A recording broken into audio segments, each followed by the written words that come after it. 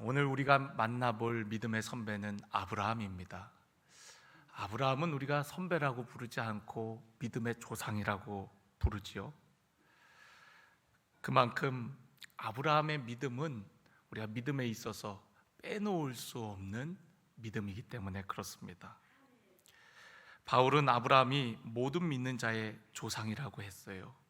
우리 믿는 사람들은 그의 믿음의 자취를 따라가는 겁니다. 갈라디아서 3장 7절에 보면 믿음으로 말미암은 자들은 아브라함의 자손인 줄 알지어다 라고 말씀하고 있고요. 또한 갈라디아서 3장 9절에 보면 믿음으로 말미암은 자는 믿음이 있는 아브라함과 함께 복을 받느니라.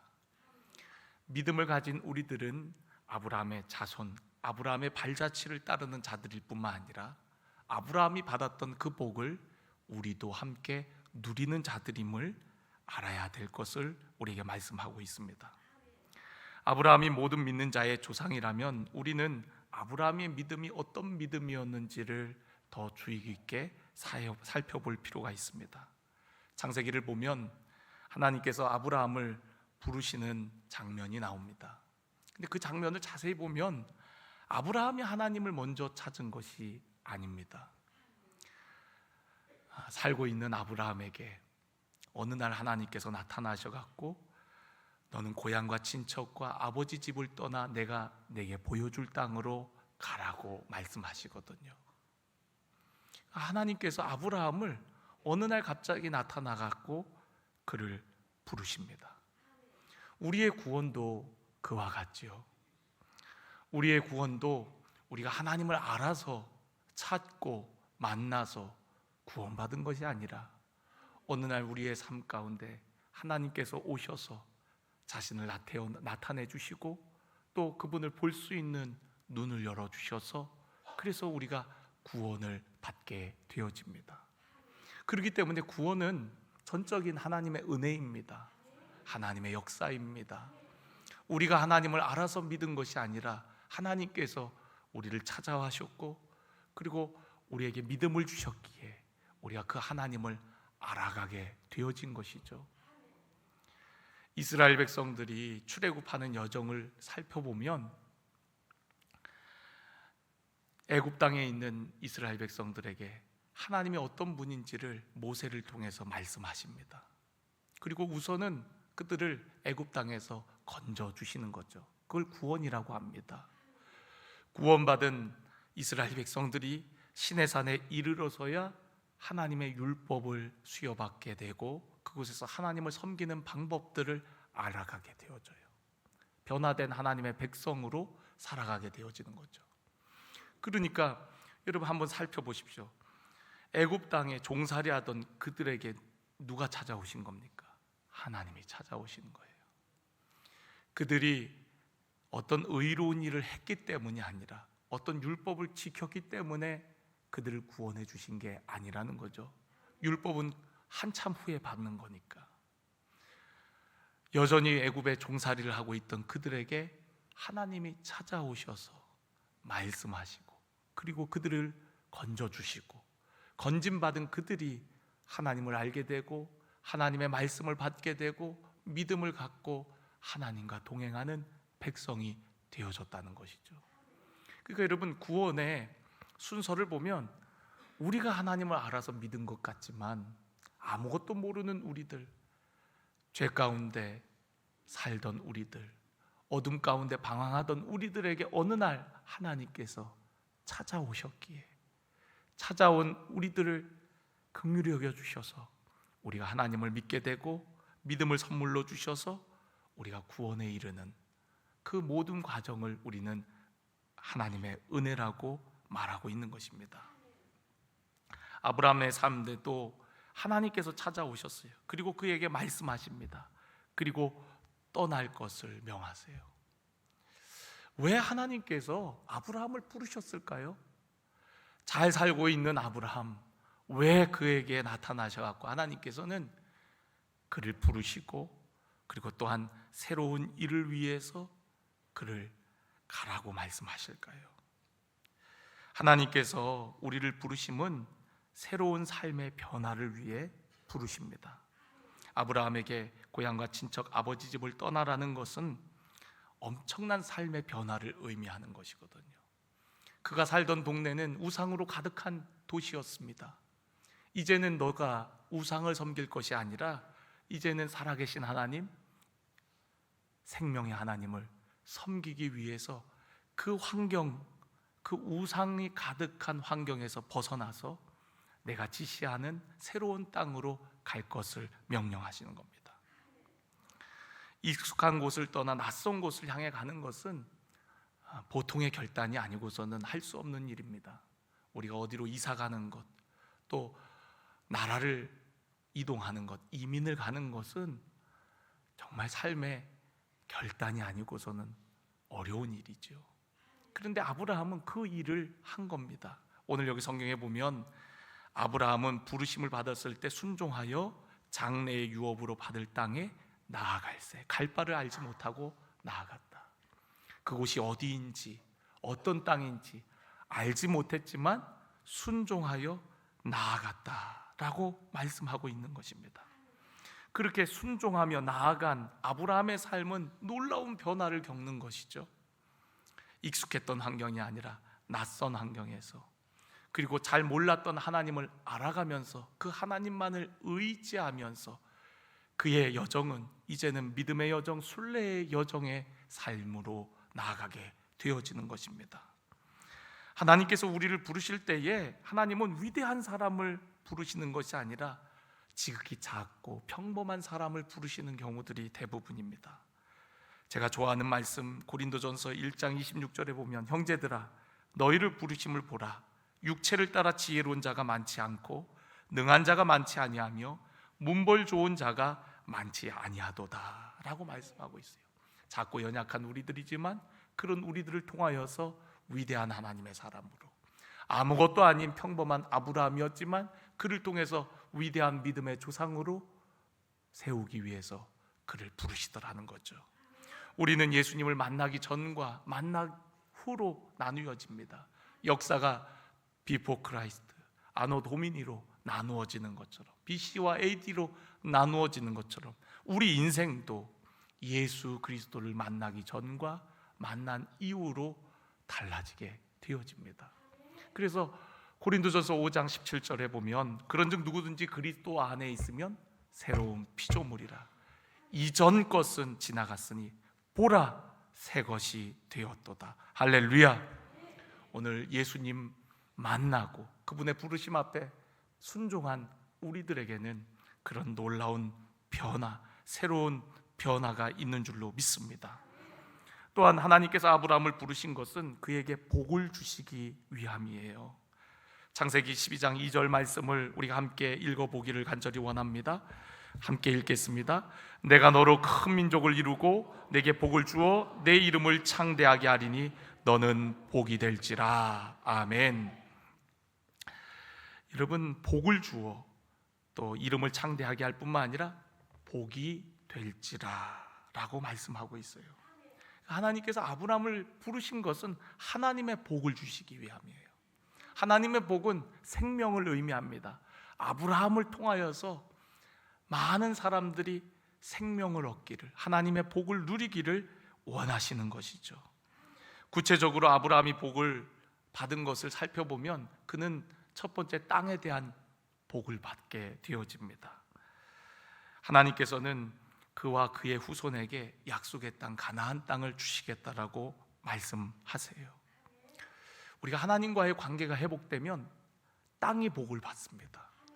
아담과 하와가 죄를 범하였을 때 에덴 동산에서 쫓겨났을 뿐만 아니라 그 땅이 저주를 받아서 땀 흘려 일하지 않고는 그 땅이 열매를 내지 않는 거거든요.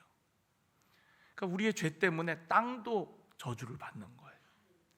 같은 하늘 아래지만, 같은 한반도 땅이지만 저 북한 땅과 우리 남한 땅이 얼마나 다릅니까? 남과 북이 갈라질 때에는 북한이 훨씬 잘 살았지만 지금은 세계에서 가장 못 사는 나라 중에 한 나라가 되었습니다. 우리나라에서 비료도 보내주고 또 종자도 보내주지만 제대로 농사가 잘 안 됩니다. 왜 그렇습니까? 하나님 안 섬기고 김일성 우상 섬기니까 그 땅이 저주받아서 잘 살던 그 땅도 그렇게 못 사는 나라가 되었어요. 과거에는 중국보다 북한이 훨씬 잘 살아갔고 중국 사람들이 북한으로 건너갔습니다. 그런데 지금은 완전 반대죠. 북한에서 살 수가 없어서 사람들이 중국으로 건너갑니다. 어쩌다 이렇게 된 겁니까? 그 땅이 하나님의 축복을 받지 못했기 때문에 그렇습니다. 그러나 같은 하늘 아래 있지만 남한 땅은 어떻습니까? 곳곳마다 교회가 세워지고 하나님을 섬기고 새벽마다 부르짖어 기도하는 하나님께서 이 백성을 축복하셔서 6.25 전쟁으로 다 패어갔던 이 땅이 그렇게 빨리 복구가 되고, 사람들은 그것을 한강의 기적이라고 하지만 그것이 우리는 하나님의 은혜라는 것을 알고 있지 않습니까? 우리나라가 발전할 수 있는 요소가 뭐 얼마나 됩니까? 인구가 많은 것도 아니고 자원이 많은 것도 아니고 70% 이상이 다 산지고 개발하기도 어려운 이 땅, 척박한 땅이나 하나님께서 이 땅을 보호하시고 축복하셔서 이렇게 잘 살게 된 거 아닙니까? 세계 어느 나라 속에 여러분 애국가에, 국가에 하나님이 들어가는 나라가 어디 있겠습니까? 성도들이 하나님을 높이며 찬송하던 그 찬송을 우리가 애국가로 부르는 거 아니에요? 하나님이 보호하사 우리나라 만세. 삼천리 반도강산에 무궁화가 가득하기를 소망하며 불렀던 찬송. 여러분, 무궁화는 샤론의 꽃입니다. 그러니까 백두에서부터 한라까지 샤론의 꽃, 예수의 향기로 가득한 이 땅이 되게 해달라고 고백하며 소망 가운데 불렀던 그 노래가 지금의 애국가거든요. 애국가를 부를 때마다 하나님 우리나라를 보호해 주세요. 하나님 이 땅이 예수의 향기로 덮이게 하여 주옵소서. 하나님께서 이 땅을 그래서 축복하셨어요. 세계 속의 선진국으로, 이제는 선진국 중에도 7, 8위 하는 그런 나라로 세워주셨습니다. 하나님께서 왜 우리에게 이런 복을 주셨을까요? 그냥 우리 잘 먹고 잘 살라고 이런 복을 주셨을까요? 하나님께서 아브라함을 복 주시는 데는 이유가 있습니다. 그 복을 가지고 나누는 자가 되라고. 그 복받은 아브라함을 통해서 세계 모든 민족이 복을 받기를 원하는 것, 생명을 얻기를 원하는 것, 그것이 바로 하나님이 아브라함을 부르신 목적이요 그에게 복을 주시는 이유인 줄로 믿습니다. 저와 여러분도 마찬가지입니다. 믿음으로 나아가는 것, 아브라함의 자손이 되었다는 것은 바로 하나님께서는 우리를 통하여서 이 지역과 열방이 복을 받기를 원하시는 거예요. 여러분 가정에 여러분을 먼저 부르신 이유는 여러분을 통해서 여러분의 가정이 복을 받게 하기 위함인 줄로 믿습니다. 우리는 아브라함의 자손이고 아브라함이 복이 되었던 것처럼 우리들도 복이 되어서 복의 전달자의 삶을 살아가야 되는 줄로 믿습니다. 우리가 지난번에 비전 트립 갔을 때 선교사님이 조를 짜갖고 각 가정으로 우리들을 파송했습니다. 저도 그 조에 같이 가려고 하니까 선교사님이 목사님은 가지 마세요, 우리 성도들만 보냅시다 그러더라고요. 그래서 한편으로는 저도 좀 걱정이 되기도 하고, 또 우리 성도들도 약간은 불안해하는 것 같아요. 신방은 목사님이나 전도사님이 하는 일 같은데 우리 성도들끼리 더군다나 말도 안 통하고 문화도 다른 처음 보는 사람들에게 가서 어떻게 그들을 신방하고 그들을 위하여 축복하나. 그래서 우리가 함께 출발하기 전에 모여서 기도했습니다. 하나님, 우리가 아브라함의 자손이기에 아브라함이 가는 곳마다 그로 인해서 모든 민족이 복을 받았던 것처럼 하나님, 우리가 가는 곳마다 하나님의 복이 임하게 하여 주옵소서. 또 예수님께서 말씀하셨잖아요. 예수님의 이름으로 축복할 때 그 가정이 그것을 받을 만하면 그 가정에 그 복이 임하지만 그 가정이 그것을 거부하면 그 복이 내게 돌아온다고. 그래서 우리 성도님들이 가서 뜨겁게 기도하고 축복하고 그들을 위하여 기도할 때 하나님의 역사를 경험할 수 있었고, 또 그들의 아픔과 상처가 치유되어지는 그런 모습을 보며 기뻐하고 돌아와 간증하는 모습을 볼 수가 있었습니다. 여러분, 오늘 여러분들도 마찬가지입니다. 오늘 믿는 우리들이 모두가 아브라함의 자손이에요. 아브라함과 같이 여러분을 복으로 부르셨고, 또한 여러분들이 복의 통로가 되기를 원하시는 거예요. 자부심을 가지셨으면 좋겠어요. 영적 자부심. 하나님께서 우리로 인하여서 우리 지역을 복주고 또 이 땅을 복되게 하실 것이라는 영적 자부심을 갖기를 축원합니다. 저는 항상 그런 자부심, 믿음을 가지고 살아왔습니다. 제가 사는 곳, 이 지역, 내가 있기에 하나님께서 나를 통하여 이 땅을 복주실 것이다. 이 땅이 하나님께서 복주실 뿐만 아니라 지켜주시고 또 흥황케 하실 것이다. 할렐루야. 하나님은 그걸 원하시는 거거든요. 우리가 그런 복의 전달자가 되기를 원하셔서 아브라함을 부르셨고, 또한 우리들을 통하여서 그 일을 계속 이루어 나가시는 줄로 믿습니다. 그러니까 하나님이 아브라함을 부르신 것은 바로 하나님의 선교를 위해서, 복의 전달자가 되게 하기 위해서 부르신 거예요. 궁극적으로는 우리가 살아야 할 이유는 바로 하나님의 생명을 전하는 일입니다. 만민을 복되게 하는 일이에요. 그거를 선교라고 합니다. 그런데 그 선교는 사랑의 중심이 되지 않고는 할 수 없는 일이에요. 성령께서 우리 안에 오셔서 사랑으로 충만하게 하셔서, 성령의 열매 첫 번째가 바로 사랑의 열매잖아요. 사랑으로 충만하게 하셔서 우리가 하는 일이 바로 나 사랑이 아니라, 자기 자신을 사랑하는 사랑이 아니라 이웃을 사랑하게 되어집니다.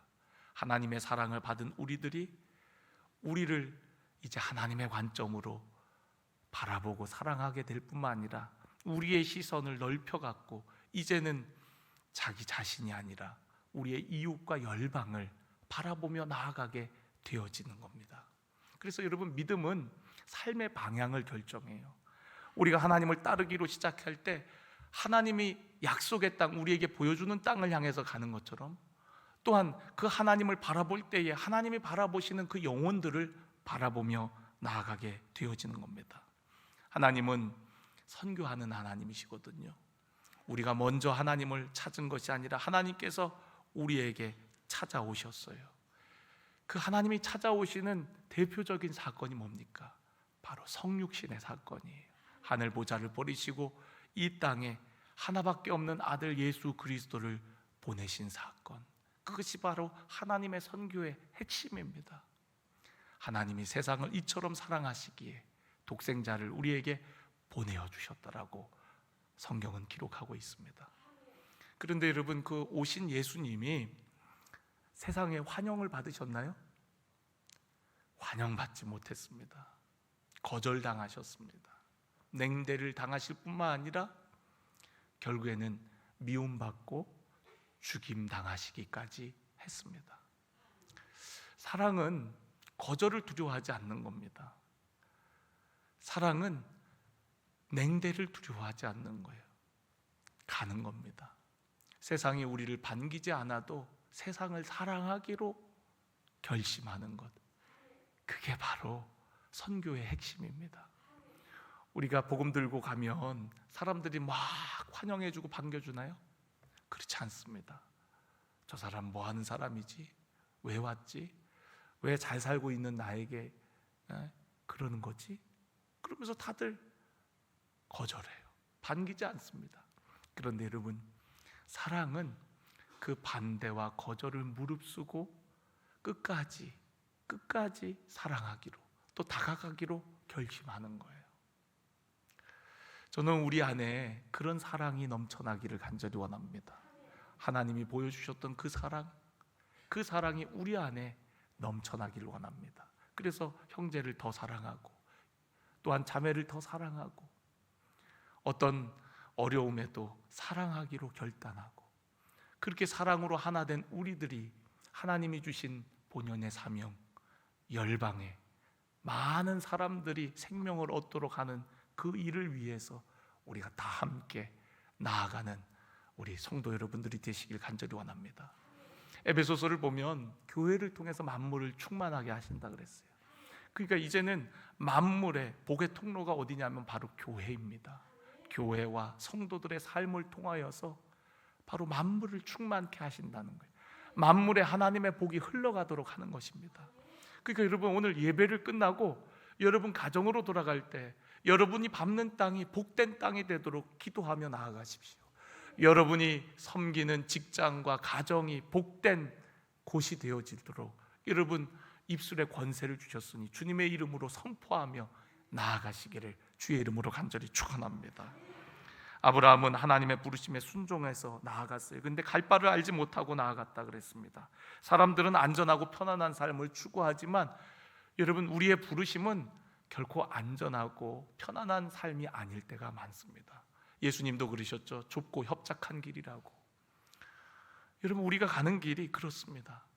그러나 여러분, 아브라함은 포기하지 않고 옛날 모습으로 돌아가지 않고 갈대아우로 익숙한 곳으로 돌아가지 아니하고 그럼에도 불구하고 하나님의 약속 따라 말씀 따라 순종하며 약속의 땅 그곳에 머무르게 되어집니다. 9절 10절 내용이 바로 그 내용입니다. 9절 보십시오. 그가 이방의 땅에 있는 것 같이 약속의 땅에 거류하여 동일한 약속을 유업으로 함께 받은, 그렇게 얘기하고 있어요. 여러분, 마침내 하나님의 말씀을 따라 약속의 땅에 거하게 되었는데 그 땅은 이 아브라함에게는 이방의 땅에 있는 것 같이 약속의 땅에 거류하였다는 거예요. 이방의 땅이 뭡니까? 편하지 않는 땅을 의미합니다. 우리가 그 뒤에 보면 아브라함의 이야기가 더 나오는데 13절에 보면 이런 말씀이 있습니다. 이 사람들은 다 믿음을 따라 죽었으며 약속을 받지 못하였을 때 그것들을 멀리서 보고 환영하며 또 땅에서는 외국인과 나그네임을 증언하였으니, 그러니까 외국인처럼 나그네처럼 그 약속의 땅에 붙어 있었다라는 거예요. 하나님께서 거기에 있으라고 하신 그 말씀 때문에 알지도 못하는 땅, 어떻게 가야 되는지도 모르는 그 땅, 어찌 하나님 믿고 나아왔더니 그 땅은 불편한 땅이라는 거예요. 너무나도 힘든 땅이라는 겁니다. 그럼에도 불구하고 나그네와 외국인 같이 그곳에 있었다라고 얘기합니다. 왜 그렇습니까? 10절, 이는 그가 하나님이 계획하시고 지으실 터가 있는 성을 바랐습니다. 뭘 바랐다고요? 하나님이 계획하시고 지으실 터가 있는 성, 하나님의 영원한 나라, 영원한 안식처, 그 땅을 바랐기 때문에 오늘 하나님의 말씀을 따라 사는 삶이 안락하고 편안한 삶은 아닐지라도 그 말씀 따라 그곳에 나그네와 같이 거주하였다라고 말씀하고 있는 겁니다. 우리들도 마찬가지예요. 여러분, 우리가 이 땅이 영원할 것 같지만 그렇지 않습니다. 우리의 시민권은 하늘에 있다고 사도 바울은 그렇게 고백했어요. 잠시 잠깐 있는 겁니다. 하나님께서 우리를 부르신 것은 복을 주어서 또 복의 통로가 되게 하기 위함인데 그 복은 세상적인 복이 아닙니다. 많은 것을 소유하고 누리고 안락하고 편안한 삶을 위한 부르심이 아니라 우리를 통해서 아직도 어둠 가운데 있는, 아직도 생명을 얻지 못한 그 영혼들을 향한 부르심이고 또한 그러한 복의 전달자로 살기를 원하시는 부르심이라는 사실, 오늘 여러분에게 주신 은혜와 축복, 또 시간과 힘, 모든 것은 바로 이를 위해 사용되어야 할 줄로 믿습니다. 저는 오늘 여러분들이 이 땅에 얽매인 삶이 아니라 아브라함처럼 하나님이 계획하시고 지으실 터인 그 영원한 하나님 나라, 그 바라보면서 믿음의 삶을 살아가기를 간절히 원합니다. 보여지는 대로의 삶이 아니라 하나님의 말씀, 약속의 말씀 붙들고 오늘도 믿음으로 결단하고 하나님이 원하시는 뜻이 무엇인지, 하나님이 나를 부르신 부름의 사명이 무엇인지 그 사명 붙들고 끝까지 달려갈 수 있는 우리 성도 여러분들이 되시기를 주의 이름으로 간절히 축원합니다.